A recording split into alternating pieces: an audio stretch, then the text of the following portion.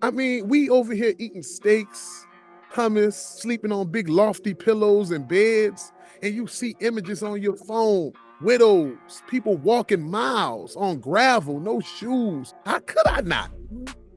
How could I not? And then wake up and pray and say I'm a Muslim. By now, you've probably seen the footage. It's Kendrick Lamar's Super Bowl halftime show, and just as the last song builds to a climax, a performer holds up the flags of Palestine and Sudan. We caught up with the performer Zulkarnain Nantanbu, who staged that protest. You know, people losing their loved ones, their children, so many janazas. I pray that their suffering is over. But while we going through it, we got to show that we with them.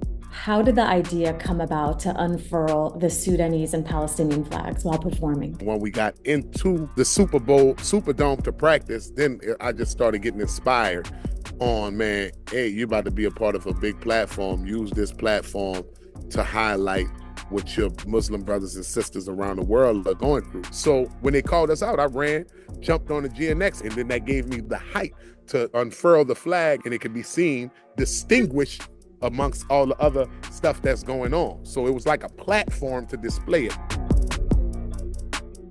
They just saw somebody running around on the field, so they got a radio, go get this guy. We ran across the field, and they just gave more camera time, more people to pick it up. And it was shown live.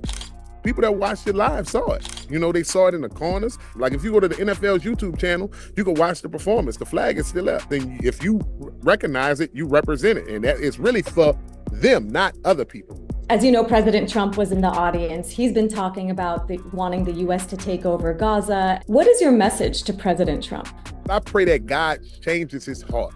For his sake and for America's sake, we got to do what's right because we don't want bad stuff to come upon us. My ancestors built this nation. I'm an American, true and true. The reason why I didn't need an American flag up there is because Kendrick handled that for me when they put the people in formation. I just added the flags that needed representation. You upset all these powerful corporations, right? But you won the hearts and minds of so many people, and your following on Instagram has skyrocketed. So what do you think is the lesson in all of this? The lesson is be on the right side of right. Do what's right. You know what I'm saying? At the end of the day, life is short.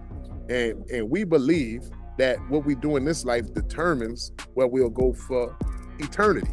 And when you do it for the people, you always gonna be supported.